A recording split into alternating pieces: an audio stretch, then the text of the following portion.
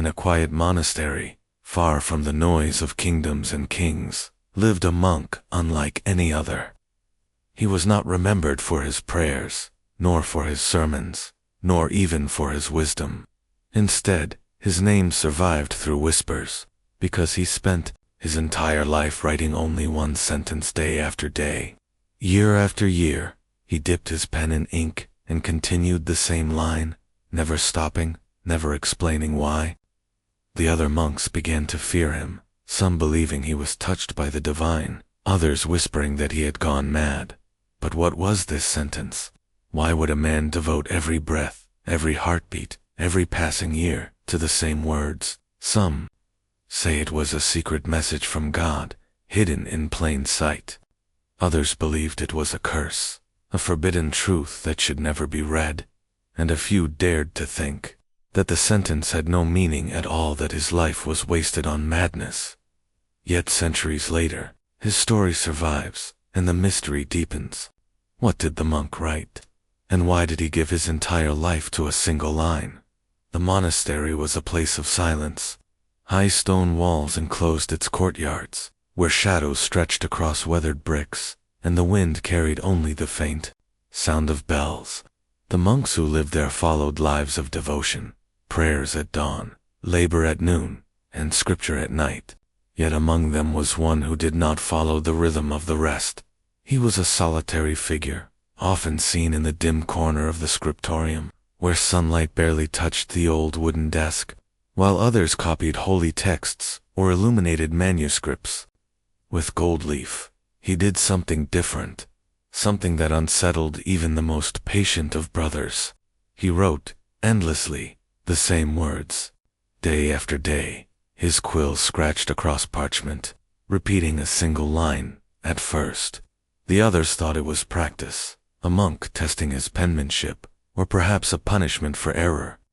But weeks became months, months turned into years, and still, he never stopped.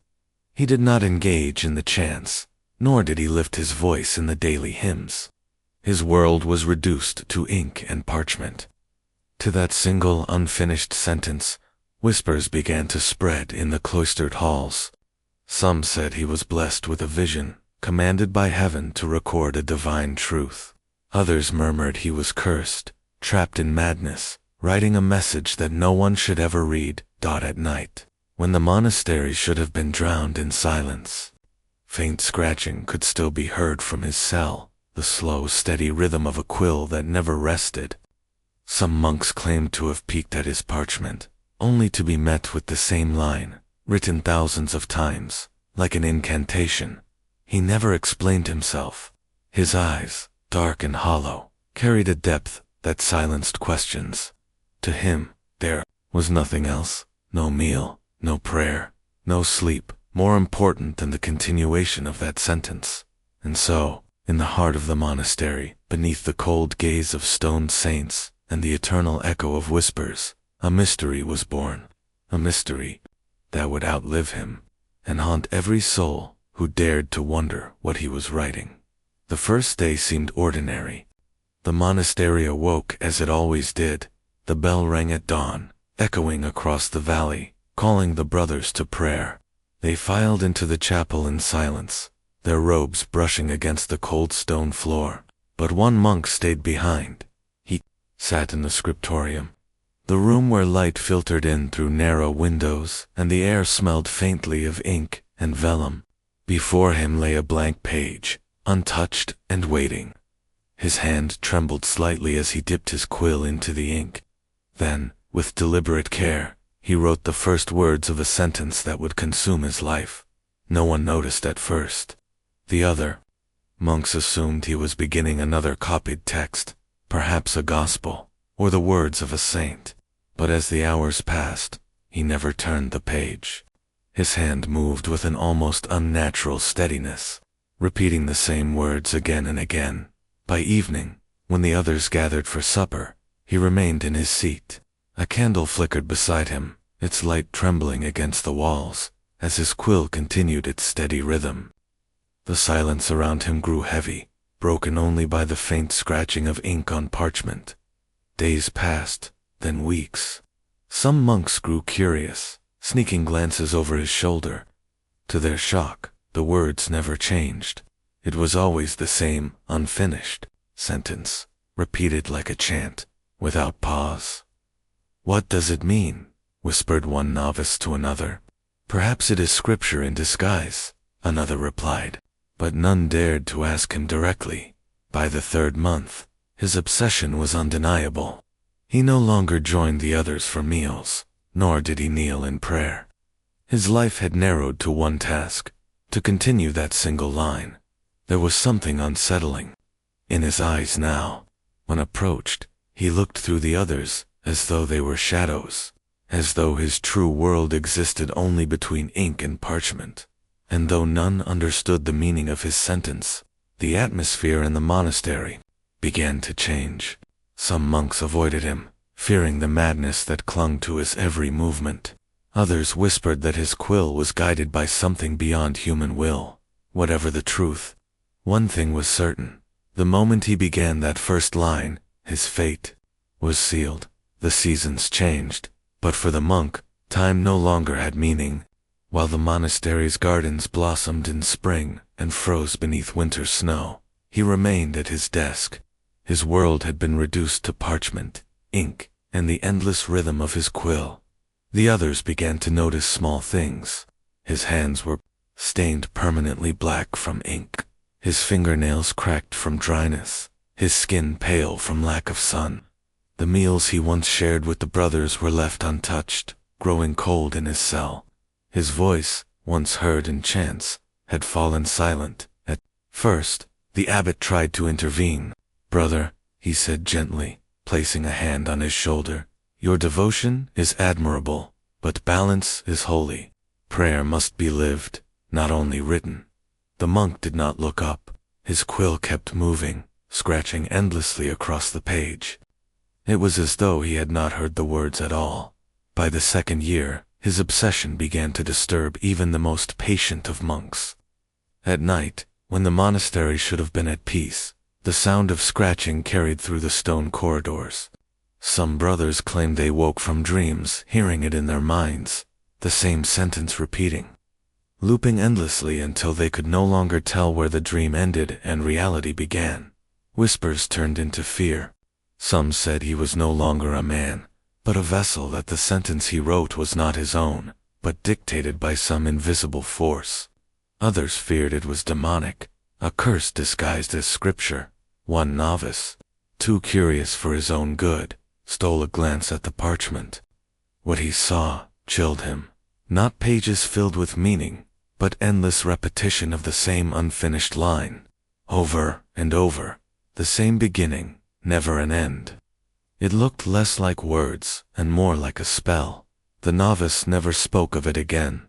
The monk himself wasted away. His beard grew unkempt, his eyes sunken, but his hand never faltered. No tremor, no pause, no rest. It was as if his body existed only to fuel the movement of the quill.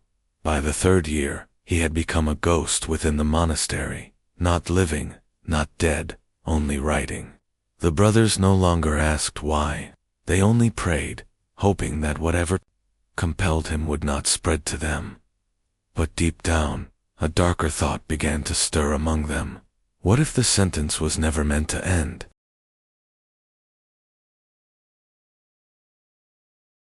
At first, the monks tried to ignore it. The scratching of quill on parchment was simply part of the monastery's nightly soundscape, like the ringing of bells or the echo of prayers. But as the years dragged on, the sound became unbearable. The brothers began to whisper, "What if the words are dangerous? What if reading them brings misfortune?" One evening, the abbot gathered the monks in the candlelit hall. His voice was heavy with concern. "No one," he declared, "is to approach Brother Elias or the words he writes. His devotion is beyond our understanding. For our own peace, we must not disturb him." But curiosity is a fire that no command can fully extinguish. Novices who passed by his cell swore they felt the air grow colder, as if the walls themselves recoiled from the endless writing. Some swore they heard whispers echoing the line in their dreams, though none could remember the words upon waking. A single rumor spread like wildfire that anyone who dared to read the sentence aloud would lose themselves to madness. The monks avoided his chamber, praying with lowered voices, crossing themselves whenever they heard the endless scratching. Then came the visitors. Pilgrims from distant villages arrived, drawn by the strange tale of the monk who wrote one sentence forever. Some believed he was a prophet, others that he was cursed. They begged the abbot for a glimpse of the page, desperate to know what divine or damned message was hidden within. The abbot refused.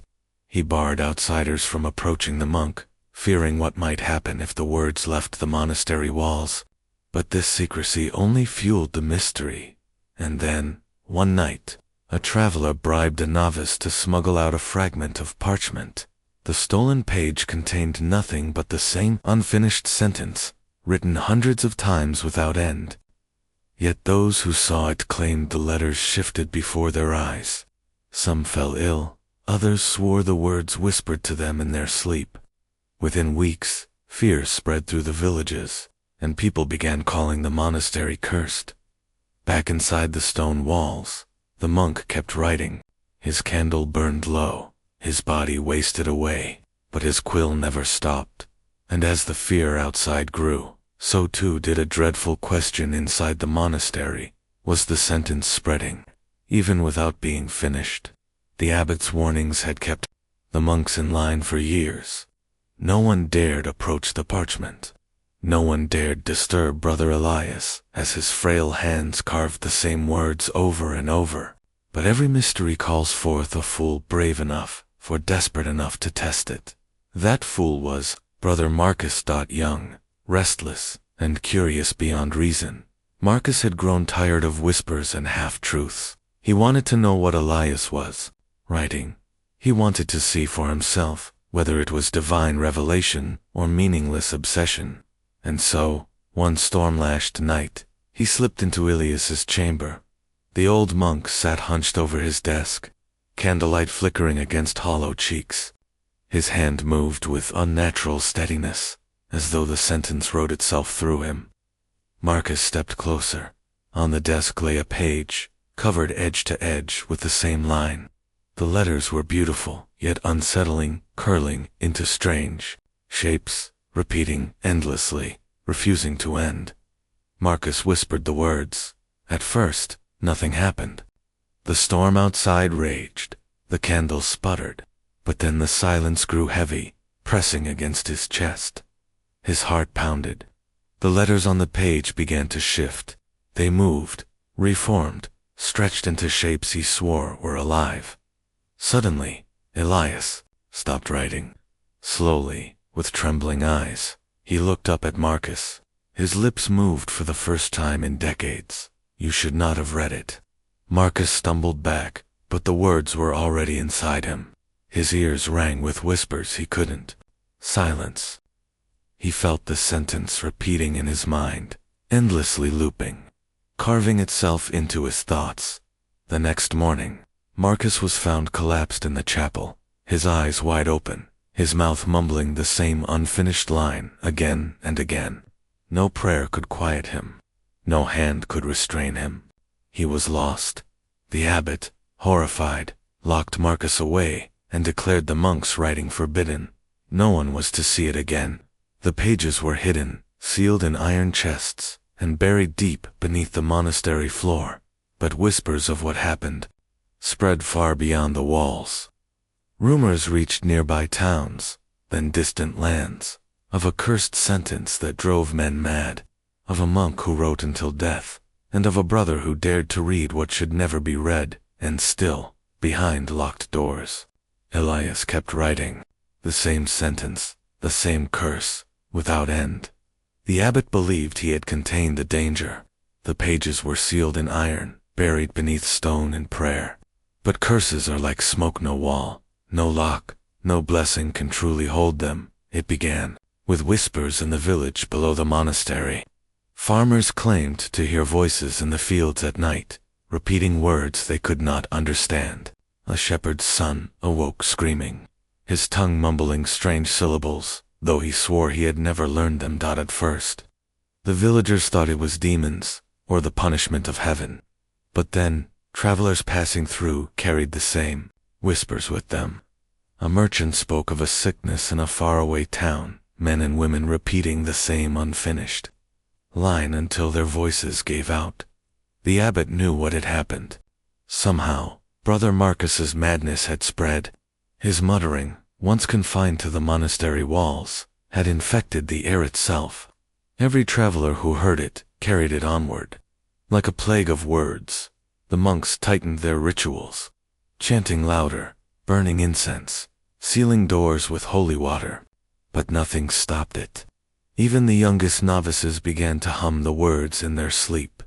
One evening, the village priest came to the monastery, pale and trembling.